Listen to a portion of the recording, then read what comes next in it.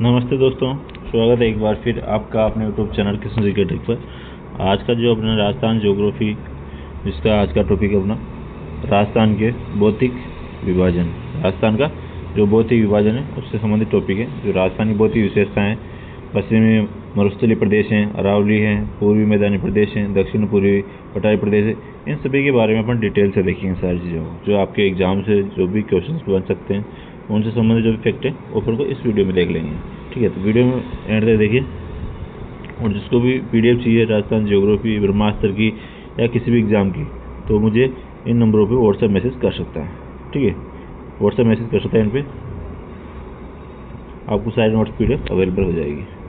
आगे देखते हैं, स्टार्ट करते हैं।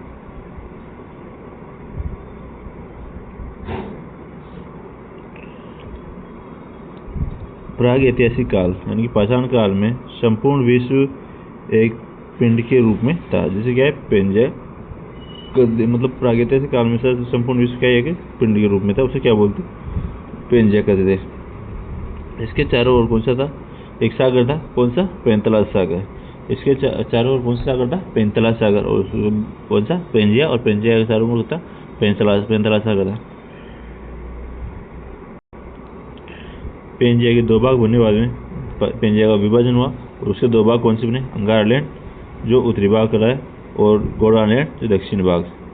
ठीक है, इनके मध्य कौन सा था, तैतीस सागर आ गया। अब अंगार आइलैंड और गोंडवाना आइलैंड के कौन सा मध्य कौन सा आ गया, तैतीस सागर आ गया था। फिर राजस्थान में गोंडवाना आइलैंड व तैतीस सागर के अवशेष पाए जाते हैं। राजस्थान में भी क्या है, गोंडवाना आइलैंड और तैतीस सागर के अवशेष है। अपन वीडियो में अभी आगे देख लेंगे कौन कहाँ गोंडवाना आइलैंड का एक भाग है और कहाँ तैतीस सागर का, तो आप वीडियो में देखते रहे अंदर। आगे राजस्थान को सबसे पहले भौतिक प्रदेशों में वीसी मिश्रा ने अपनी पुस्तक राजस्थान का भूगोल में राजस्थान को 7 भागों में बांटा। किसने, वीसी मिश्रा ने।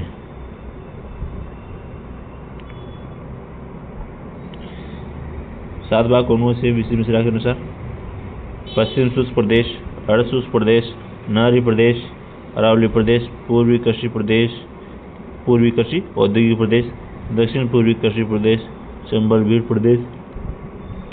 ये किसने बताया था, वीसी मिश्रा ने बताए थे। कितने भाग,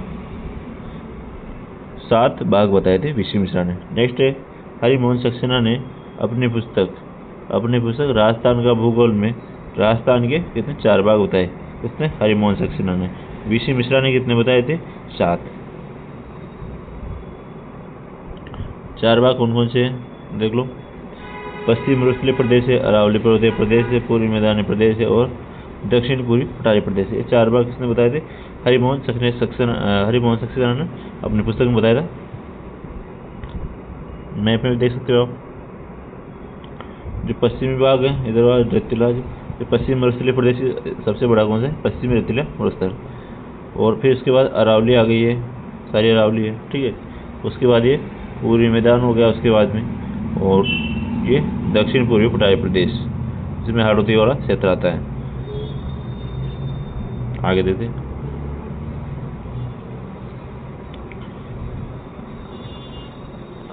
आगे है कि जो मरुस्थलीय प्रदेश और अरावली प्रदेश, पूर्वी मैदान और दक्षिण पूर्वी पठारी प्रदेश, इनके बनने का समय, क्रम और युग क्षेत्रफल, अपन सारी चीज़ों देखेंगे।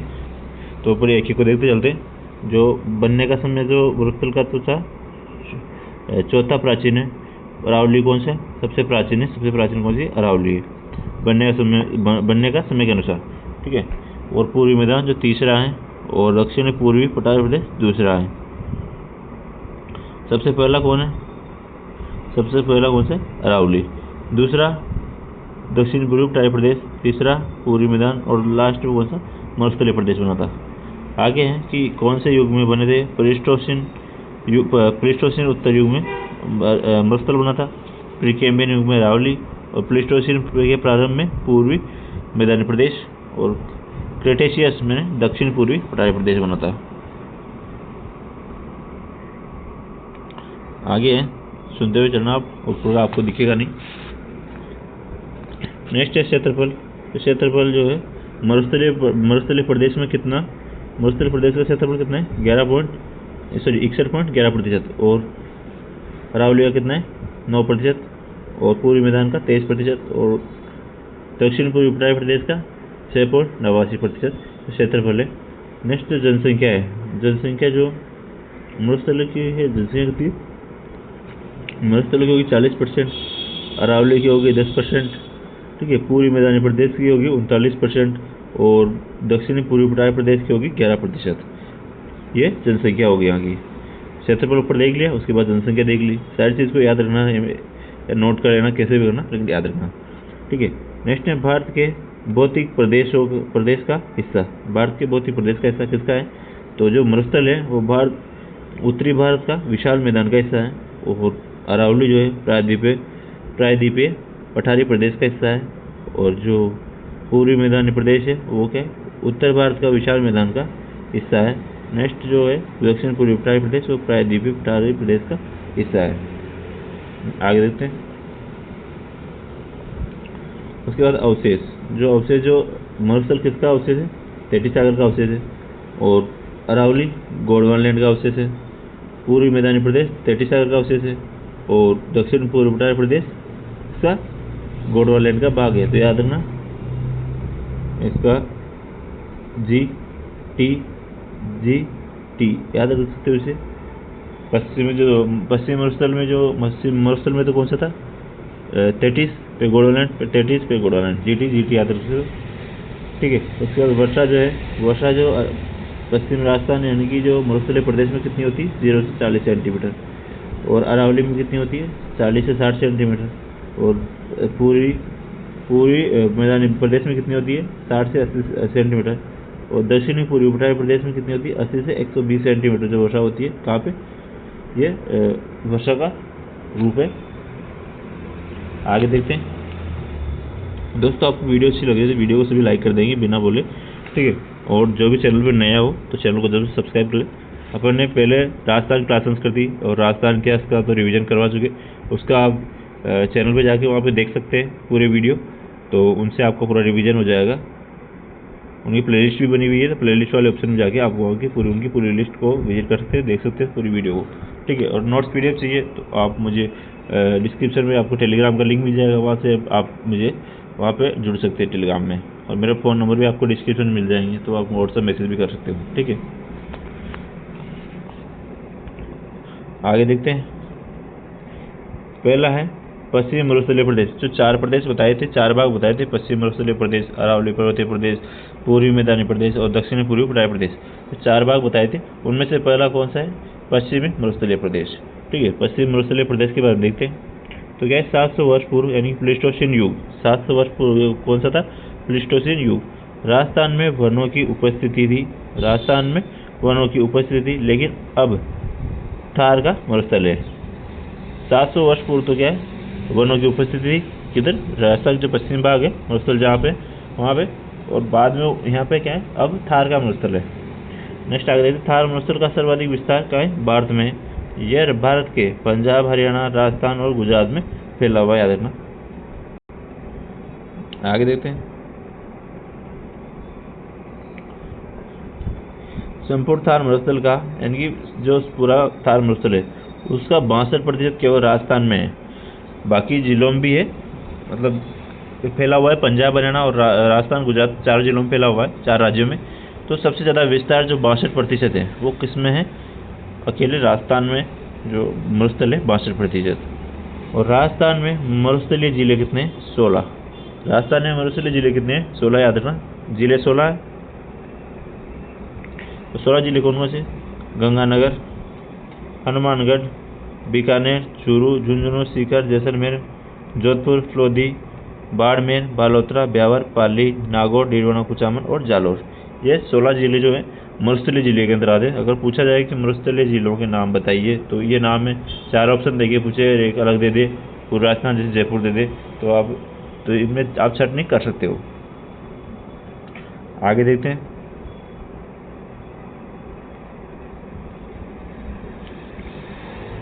मैंने बताया अभी जो मरुस्थलीय जिले कितने, 16 हैं, और अरावली के पश्चिम में स्थित जिले कितने, 17।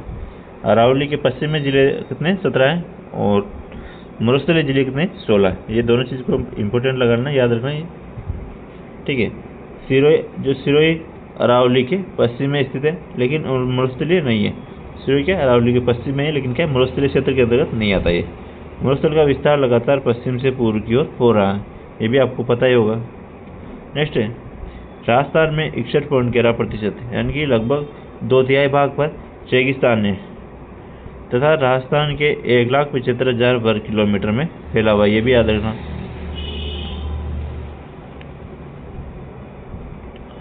नेक्स्ट क्वेश्चन है, क्वेश्चन मतलब आगे, पश्चिमी मरुस्थलीय प्रदेश का सामान्य ढाल, पश्चिमी मरुस्थलीय प्रदेश का सामान्य ढाल उत्तर पूर्व से दक्षिण पश्चिम है।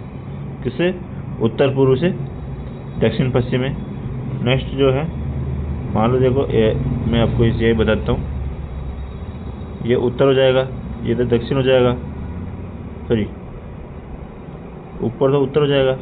इधर मैं ग्राफिक लेके बताता हूँ आपको, उसका ढाल किधर है, अरावली का बता दो, उसका पश्चिम मरुस्थल का, तो उत्तर, दक्षिण, पूर्व और पश्चिम।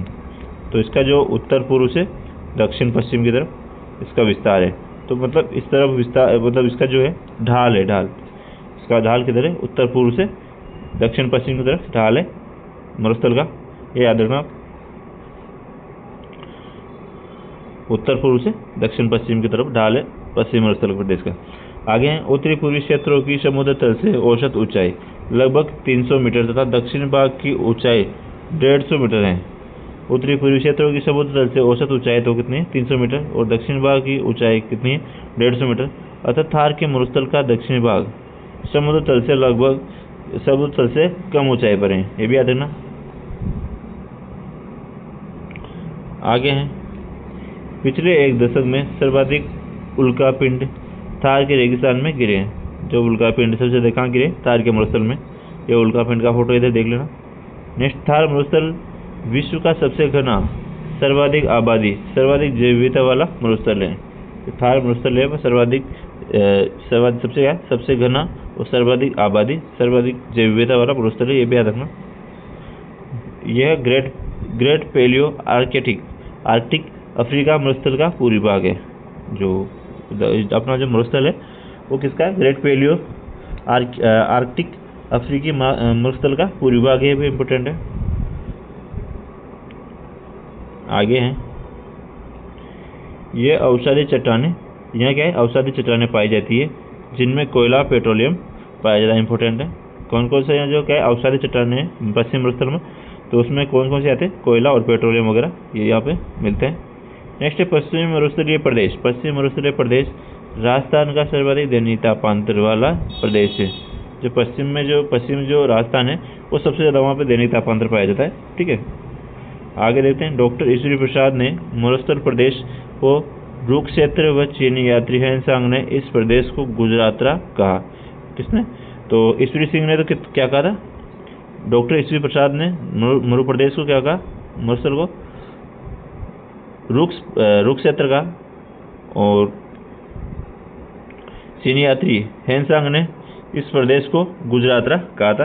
दोनों पॉइंट जो है सारा इंपॉर्टेंट है, पॉइंट भी आप सारे पॉइंट को इंपॉर्टेंट मान के सभी को ध्यानपूर्वक सुनते हुए चले। आगे देखते हैं कि रेगिस्तान का आगे बढ़ना मरुस्थल का विस्तार है। रेगिस्तान का आगे बढ़ना मरुस्थल का विस्तार है, रेगिस्तान का आगे बढ़ना या मरुस्थल का विस्तार ही मरुस्थलीकरण या रेगिस्तान का मार्च कहलाता है। तो आपसे क्वेश्चन आ जाए कि रेगिस्तान का मार्च या मरुस्थलीकरण किसे कहते हैं, तो रेगिस्तान का आगे बढ़ना या मरुस्थल का विस्तार क्या है, मरुस्थलीकरण या रेगिस्तान का मार्च है। इसके लिए नाचना गांव जैसलमेर प्रसिद्ध है। इसके लिए मरुस्थलीकरण या रेगिस्तान के मार्च के लिए नाचना गांव जैसलमेर प्रसिद्ध है। नेक्स्ट क्वेश्चन है, नेक्स्ट मतलब लाइन है, 50 सेंटीमीटर समवर्षा रेखा। 50 सेंटीमीटर वर्षा रेखा राजस्थान को 2 समान भागों में विभाजित करती है। यह वर्षा रेखा मरुस्थलीय प्रदेश की पूर्वी सीमा तथा अरावली की पश्चिमी सीमा का निर्धारण करती है, ये भी इम्पोर्टेंट है।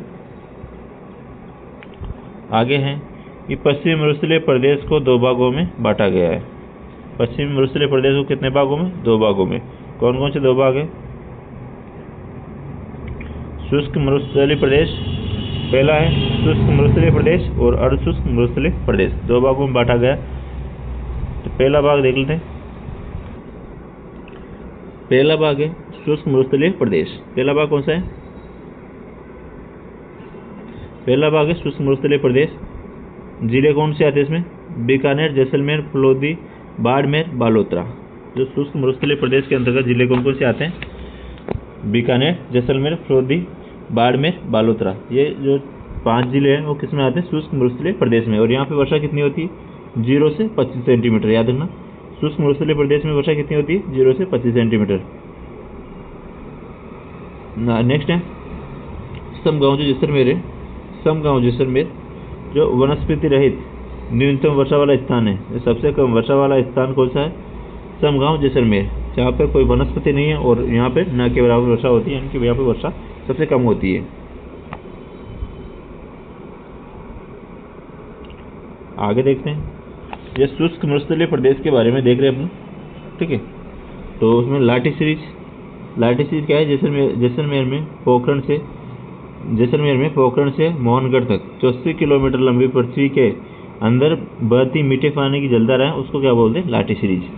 नेक्स्ट है 2007 में काजरी के वैज्ञानिकों ने खोजी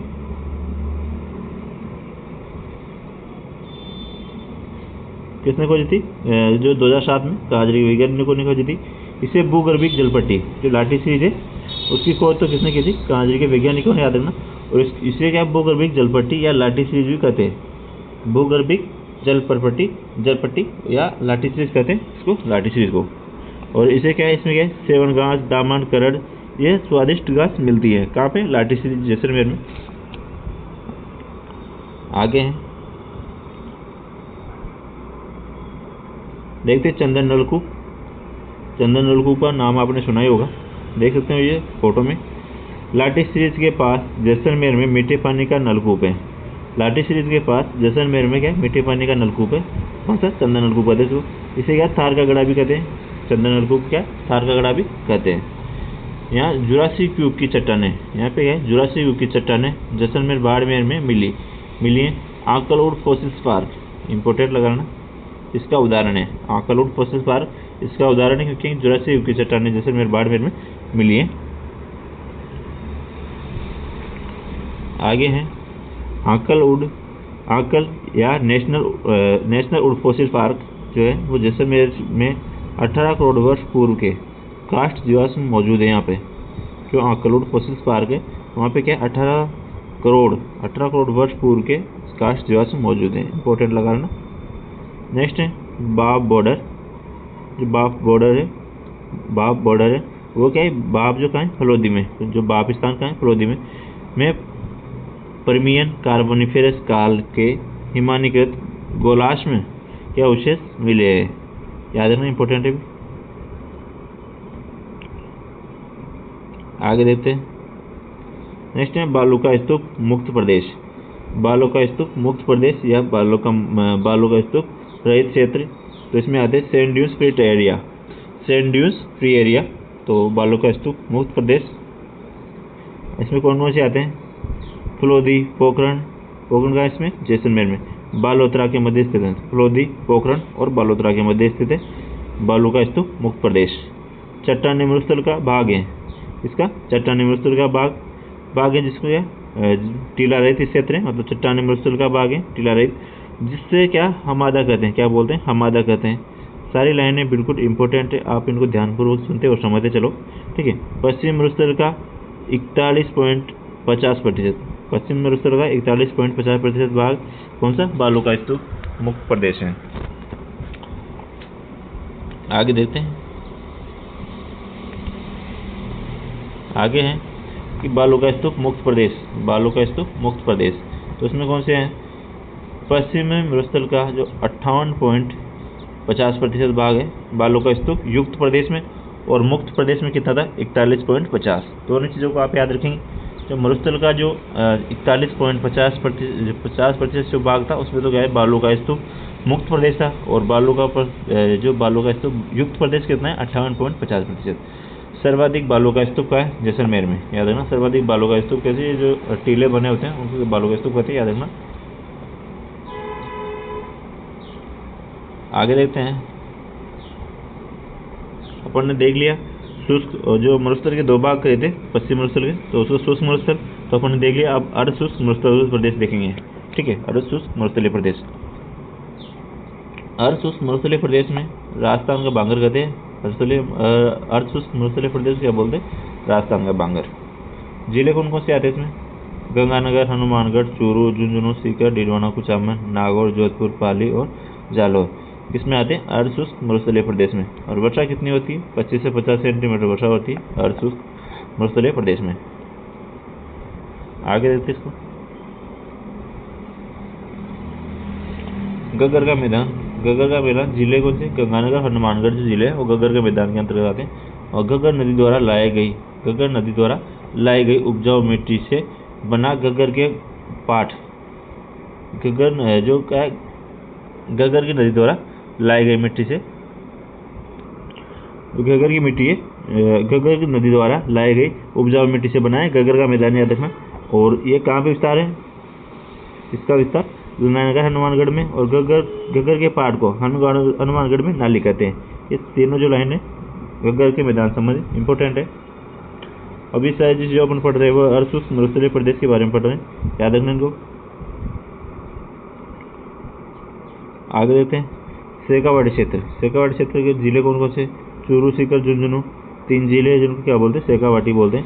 इस क्षेत्र में जमीन के नीचे चूने की परतें पाई जाती है। वर्षा का जल चूने की परतों में बहता है, इसलिए इसे आंतरिक जल प्रपट्टी क्षेत्र कहते हैं। आगे चूने की परत के कारण ही यहाँ अधिक गर्मी व अधिक सर्दी पड़ती है। तो चूरू, सीकर, झुंझुनू, शेखावाटी क्षेत्र है, वहाँ पे सबसे अधिक गर्मी और सबसे ज़्यादा सर्दी पड़ती है। तो किस कारण पड़ती है? चूने की परतों के कारण।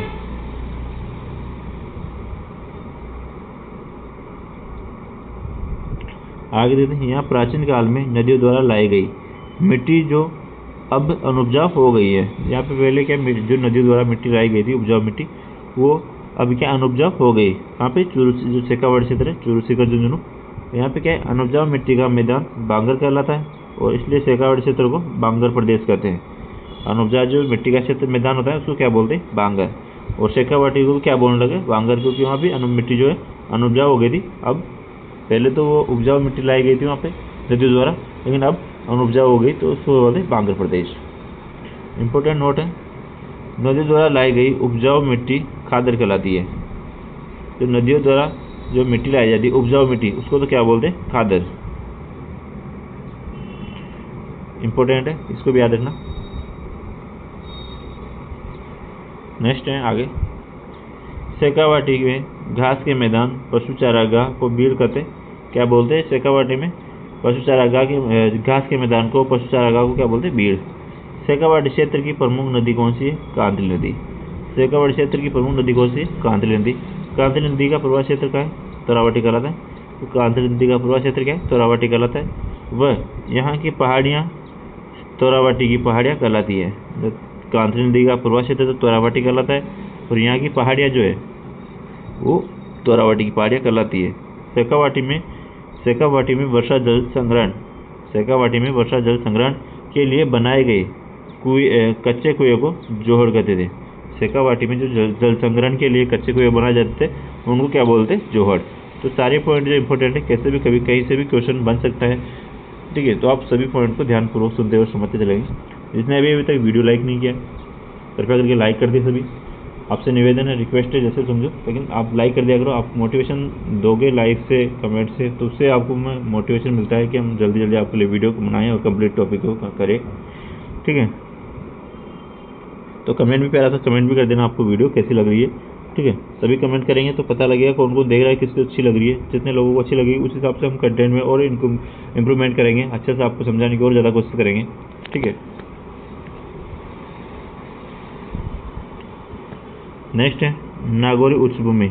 नागौरी उच्चभूमि जो शेखावाटी प्रदेश और लूनी बेसिन के मध्य, शेखावाटी प्रदेश और लूनी बेसिन के मध्य नागौर, डीडवाना, कुचामन की भूमि जो ऊंची उठी है वो कौन सी? नागौर भूमि कहलाती है। शेखावाटी प्रदेश और लूनी बेसिन के मध्य कौन कौन से आते हैं? नागौर, डीडवाना, कुचामन जो आते हैं वहाँ पे क्या है? जो नागौर, डीडवाना, कुचामन के मध्य जो भूमि है ऊंची उठी है उसको नागौरी बेसिन, नागौर उच्च भूमि कहते हैं।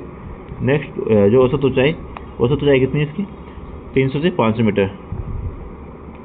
एक बार इस जो डायग्राम में देख लो, ऊपर शेखावाटी है, शेखावाटी बाद नागौर उच्च भूमि और नीचे लूनी बेसिन। तो ये तीनों याद रखना सीक्वेंस इनका, ऊपर शेखावाटी आ जाएगा, उसके बाद नागौर उच्च भूमि और लूनी बेसिन। यहाँ पे इस क्षेत्र में क्या सर्वाधिक खारे पानी की झीलें हैं, सांबर, डीडवाना, कुचामन। ये जो झीलें हैं वो क्या खारे पानी की झील पाई जाती है सर्वाधिक।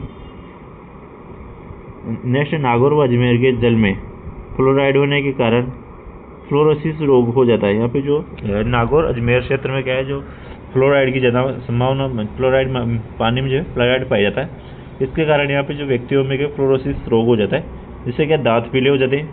जिससे क्या होता है, दांत पीले हो जाते हैं, और दांत पीला होना, पीठ झुकना, व्यक्तियों के कुबड़ निकलना, ये समस्या व्यक्तियों में होने लग जाती है।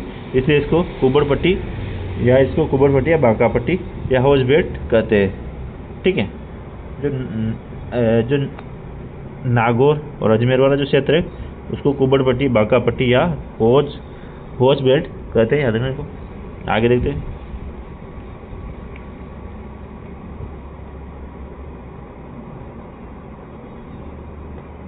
यस, तो मैंने बताया कि बांका पट्टी, हौज बेल्ट कहते हैं इसको, कुबड़ पट्टी, बांका पट्टी या हौज बेल्ट कहते हैं।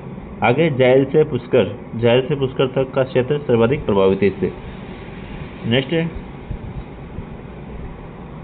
गोडवाड़ प्रदेश या लूनी बेसिन। तो पाली, बिलाड़ा कहाँ से, जोधपुर में आता है, जालोर जिले। पाली,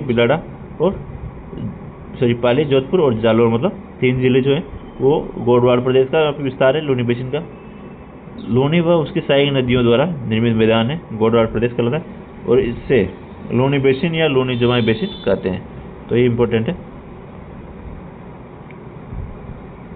नेक्स्ट क्वेश्चन है छप्पन की पहाड़ियाँ जो है मोकासर गांव बालोतरा से सीमाना तक यानी 11 किलोमीटर लंबी 56 पहाड़ियों का समूह है।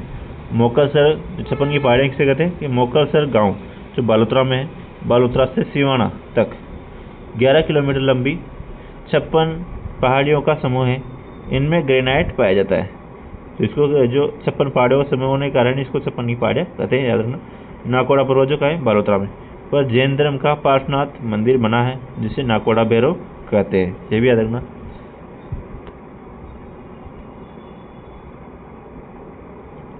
आगे हैं 56 की पहाड़ियों में पिपलुद बालोतरा में हल्देश्वर महादेव मंदिर स्थित है। कहाँ पे, 56 की पहाड़ियों में पिपलुद बालोतरा में हल्देश्वर महादेव का मंदिर बना हुआ है। नेक्स्ट, पिपलुद बालोतरा को रेगिस्तान का माउंट आबू या राजस्थान का लघु माउंट आबू कहते हैं। किसको, पिपलुद बालोतरा को रेगिस्तान का माउंट आबू या राजस्थान का लघु माउंट आबू कहते हैं, पिपलुद बालोतरा को। इंपॉर्टेंट लाइन है। नेक्स्ट है सेंदड़ा ब्यावर में सर्पाकार चट्टानें मौजूद है।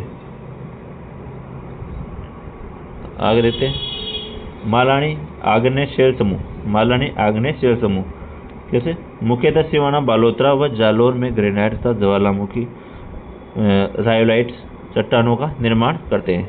ये पहाड़ियाँ गुंबदाकार व इंसेलबर्ग जो रेगिस्तानी क्षेत्रों में डालनुमा पाई जाने वाली कड़ी चट्टानें होती के रूप में पाई जाती हैं। इन शैलों के आधार पर जालोर सांचौर में ग्रेनाइट उद्योग खूब पनपा है।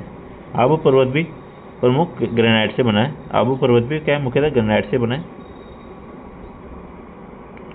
नेक्स्ट देखते हैं बालूका स्तूपों के बारे में। देख लेते हैं बालूका स्तूप जो है रेत के टीले हैं जिन्हें क्या बोलते हैं, दोहरे कहते हैं। रेत के टीले को क्या बोलते हैं, दोहरे कहते हैं। बालूका स्तूप मुख्य रूप से मरुस्थल में मिट्टी के अपर्दन निक्षेपण से बनते हैं। गतिशील दोहरों को जैसलमेर में दरियन कहते हैं। जो गतिशील जो दोहरे होते हैं उनको क्या बोलते हैं, दरियन। बालूका स्तूपों के प्रकार देख लेते हैं, एक एक प्रकार को समझते हुए चलेंगे। तो पहला जो है इसमें पवन की गति के अनुसार देखते हैं, पवन की गति के अनुसार कौन कौन से बनते हैं। बालूका स्तूपों के प्रकार में पवन की गति के अनुसार कौन कौन से बनते हैं। तो पहला बनता है पवन गति के अनुसार अनुदैर्ध्य पवनानुवर्ती बालूका स्तूप। यह है तो इसको जो पवनों के समानांतर या अनुदिश बनते हैं, रेखीय बालूका स्तूप कहलाते हैं। इस फोटो में आप देख सकते हो और समझ सकते हो इसमें। ठीक है।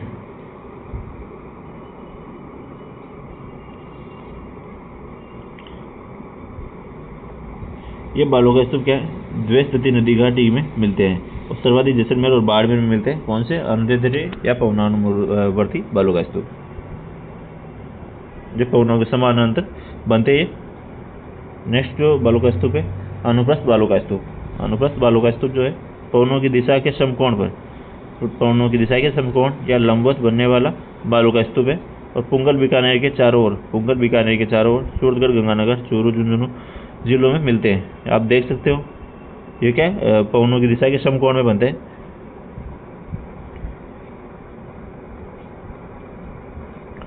नेक्स्ट आगे है अवरोधी बालू का स्तूप। अवरोधी बालू का स्तूप क्या होता है कि यह किसी अवरोधी झाड़ी, यानी कि जो अवरोधी झाड़ी होती है, पेड़ होता है, पहाड़ी के कारण बनते हैं। यानी कि जो अवरोध में अगर पहाड़ी, पेड़ या झाड़ी कुछ भी आ जाए, उसके अवरोध में क्या है, उसके पास ये बन जाता है अवरोध, उसका अवरोध हो जाता है और ये बन जाता है वहाँ पे बालू का स्तूप। पुष्कर, नागपहाड़ में मिलते हैं। ज़्यादा जो अवरोधी बालू के स्तूप कहाँ मिलते हैं, पुष्कर में और नागपहाड़ में। आगे है बरखान या अर्धचंद्राकार बालू का स्तूप। बरखान या अर्धचंद्राकार बालू का स्तूप सर्वाधिक गतिशील है, इसलिए मरुस्थलीकरण के लिए सर्वाधिक उत्तरदायी कौन माना जाता है, बरखान या अर्धचंद्राकार बालू का स्तूप। इनका पवनानुमुखी ढाल मंद है, वह पवनमुखी ढाल तीव्र होता है। पवनानुमुखी तो ढाल मंद होता है और पवनविमुखी ढाल जो है तीव्र होता है। बाले, चूरू, सीकर, लूणकरसर, बीकानेर, ओशिया, जोधपुर, डीडवाना, कुचामनी क्षेत्र में पाया जाता है बरखान। बरखान क्या होता है, अर्धचंद्राकार आकृति होती है, देख सकते हो आप, यह अर्धचंद्राकार आकृति होती है। तो यहाँ पे जो निर्माण होता है, इसकी जो पवनानुमुखी जो गति होती है वो तो मंद होती है, और जो पवन विमुखी जो गति होती है वो तीव्र होती है। आगे है आकृति के आधार पर। पहला सीप। सीप क्या होता है, अनुदैर्ध्य बालू का स्तूप है। सीप कौन सा है, अनुदैर्ध्य बालू का स्तूप है। पवन की दिशा के समानांतर विकसित होते हैं। पवन की दिशा, जैसे हवा आ रही है इधर से, तो ये बनते जाएंगे, इधर से आगे बढ़ते जाएंगे। तो यहाँ पे देखो ये बन गया, फिर आगे बढ़ते जाएंगे, फिर यहाँ बन गया, फिर यहाँ बन गया, मतलब आगे बढ़ते जाएंगे। ठीक है। आगे है पैराबोलिक या परवलयाकार, जो हवा के रुख के विपरीत अंग्रेजी यू आकार के विकसित होते हैं। अंग्रेजी यू आकार के विकसित होते हैं, सारे जैसे दिखा रखे इसमें। ठीक है। तो राजस्थान में सर्वाधिक पैराबोलिक बालू का स्तूप मिलते हैं। सबसे ज़्यादा कौन से, पैराबोलिक बालू का स्तूप मिलते हैं। और कैसे होते हैं, जो अंग्रेजी के यू आकार के होते हैं और हवा के रुख के विपरीत होते हैं।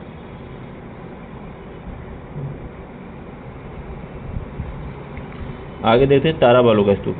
तारा बालू का स्तूप जो होता है वो तारे के समान होता है, देख सकते हो आप। यहाँ देखिए, इससे बना, फिर ऐसे, फिर ऐसे, फिर ऐसे, ऐसे करके मतलब तारे जैसा हो गया। ठीक है। तो ये हवा अपनी दिशा बार बार बदलती है। तो पहले कभी इधर से आ रही है, फिर कभी इधर से आ रही है, फिर इधर से आ रही है, कभी इधर से आ रही है। मतलब हवा जब अपना रुख चेंज करती है तो ये बार बार अपना शेप, इधर से शेप बना ली, फिर उधर से बना लिया, मतलब ऐसे जो अपना आकृति चेंज करके तारे समान दिखाई देते हैं। मोहनगढ़, पोखरण, जैसलमेर व सूरतगढ़, गंगानगर में मिलते हैं तारा प्रकार के बालू का स्तूप। नेक्स्ट सब्र-काफी, जो मरुस्थल में छोटी झाड़ियों के पास बनते हैं। सब्र-काफी क्या बनते हैं, मरुस्थल में जो झाड़ियाँ होती हैं उनके पास बनते हैं सब्र-काफी, जो छोटी झाड़ी होती है उनके पास। आगे देखते हैं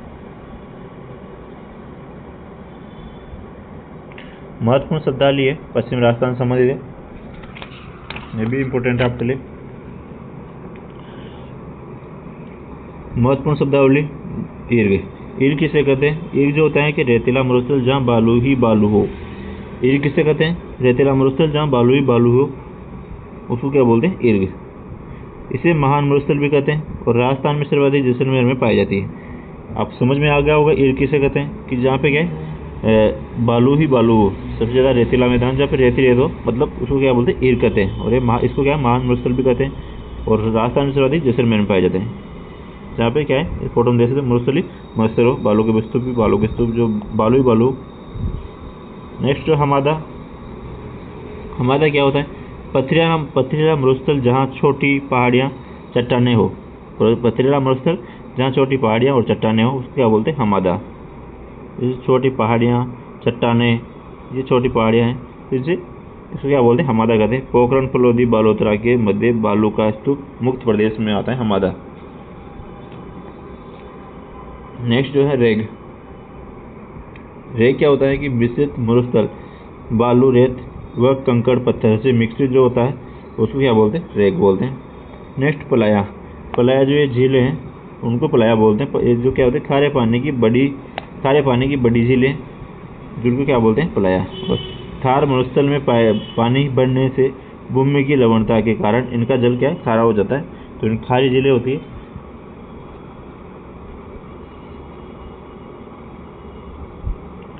नेक्स्ट है रन्या टाट। रन्या टाट किसे कहते हैं? कि बालू का स्तूपों के मध्य वर्षा का जल लवणीय दलदल बन जाता है, जिसे रन्या टाट कहते हैं। सर्वाधिक कहाँ? जैसलमेर में। जैसे दोनों तरफ बालू का स्तूप बने हुए हैं तो उनके बीच में जो पानी भर जाता है और दलदल का रूप धारण कर लेता है, उसको क्या बोलते हैं? रन्या टाट बोलते हैं। नेक्स्ट है तल्ली या पोखर। तल्ली या पोखर किसे कहते हैं? रेगिस्तान के गड्ढों में वर्षा का मीठा जल भरना तल्ली या पोखर कहलाता है। रेगिस्तान के गड्ढों में वर्षा का मीठा जल होता है उसको तल्ली या पोखर कहते हैं। आगे है मरो। मरो क्या होता है कि तल्ली या पोखर का जल सूखने के बाद उपजाऊ मिट्टी मरो कहलाती है। और इसमें क्या है? इसमें की जाने वाली कृषि खड़ीन कहलाती है। जो मरो में की जाने वाली कृषि क्या है? खड़ीन कहलाती है। और सूखने के बाद जो तल्ली या पोखर का जल सूखने के बाद उपजाऊ मिट्टी जो होती है वहाँ की, वो मरो कहलाती है। ठीक है। और खड़ीन कृषि पाली वालों द्वारा जैसलमेर में शुरू की गई थी। ये भी इंपॉर्टेंट है, मतलब सारी लाइनें इंपॉर्टेंट हो जाएगी इसकी। नेक्स्ट है बालसन। बालसन क्या होता है कि पर्वतों या चट्टानों के मध्य जल इकट्ठा होने से बनी झीलें क्या बोलते हैं? बालसन कहते हैं।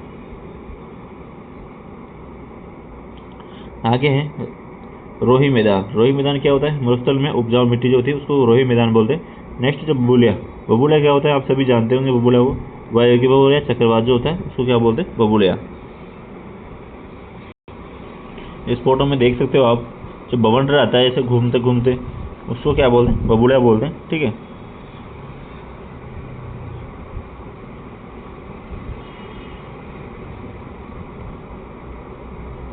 आगे देखते हैं थली। थली क्या होता है? बीकानेर, गंगानगर, चूरू का ऊंचा भाग जो लूनी नदी के उत्तर में है। थली तो क्या होता है? इंपॉर्टेंट है। थली और तली में अंतर ध्यान रखना। थली और तली दो शब्दावली है। थली तो क्या होता है कि बीकानेर, गंगानगर, चूरू का ऊंचा भाग जो लूनी नदी के उत्तर में है। थली याद रखना, जो लूनी नदी के उत्तर में है ये थली भाग। और तली क्या होता है कि मरुस्थल के दक्षिण पश्चिम में स्थित नीचे भाग को तली कहते हैं। जो दक्षिण पश्चिम भाग में जो नीचे वाला भाग है उसको क्या बोलते हैं? तली कहते हैं। दोनों में आप अंतर रखना। लूनी नदी के उत्तरी भाग को यानी कि गंगानगर, बीकानेर, चूरू वाला जो क्षेत्र है उसको क्या बोलते हैं? थली। और तली किसे बोलते हैं? जो मरुस्थल के दक्षिण पश्चिम में स्थित नीचे का भाग उसको बोलते हैं तली। आगे देखते हैं दोस्तों। आप सभी को वीडियो अच्छी लग रही होगी, और वीडियो अच्छी लगे तो सभी लाइक कर देंगे, चैनल को सब्सक्राइब करके बेल आइकन प्रेस कर लेंगे। ठीक है। आगे देखते हैं पियूना सांप। पियूना जो सांप है उसके बारे में देखते हैं। पियूना जो है राष्ट्रीय मरुद्यान जैसलमेर में पाए जाने वाला जहरीला सांप है। सबसे जहरीला सांप कौन सा होता है? पियूना होता है। और डंक ना मार कर, जो पियूना सांप होता है वो डंक नहीं मारता है, ये व्यक्ति के श्वास के साथ अपना जहर उसके अंदर प्रवेश करवा देता है, उसके श्वास के साथ, जो श्वास देता है उसके साथ। नेक्स्ट डांड। डांड क्या होता है? बालू का स्तूप से वायु की रगड़ से बने गर्त जो होते हैं, वायु रगड़ से, जैसे इधर से हवा आ रही है और ये यहाँ से मिट्टी उड़ा की इधर गिर रही है। ठीक है। तो उसको क्या बोलते हैं? डांग। और दोस्तों अब अपना जो आज का टॉपिक, तो मतलब पूरा टॉपिक कंप्लीट नहीं हो पाएगा क्योंकि वीडियो बहुत लंबी हो जाएगी। अभी अरावली जो भी बहुत लंबे टॉपिक है, अरावली भी बहुत सारी जानकारी देना बाकी इसमें भी। तो आप जो अरावली वाले इससे वो अपन कल पढ़ेंगे। ठीक है। तो आप इसको इम्पोर्टेंट लगा लीजिए और कमेंट कर दीजिए कौन किस को वीडियो अच्छी लगी, तो कमेंट करके ज़रूर बताना। और वीडियो को लाइक से भी कर दे और चैनल को सब्सक्राइब कर ले जो भी चैनल पर नया हो, और बेल आइकन प्रेस करना जिससे आपको नोटिफिकेशन मिल जाएगी वीडियो अपलोड होते ही। ठीक है। जय श्री कृष्णा, जय हिंद, जय भारत।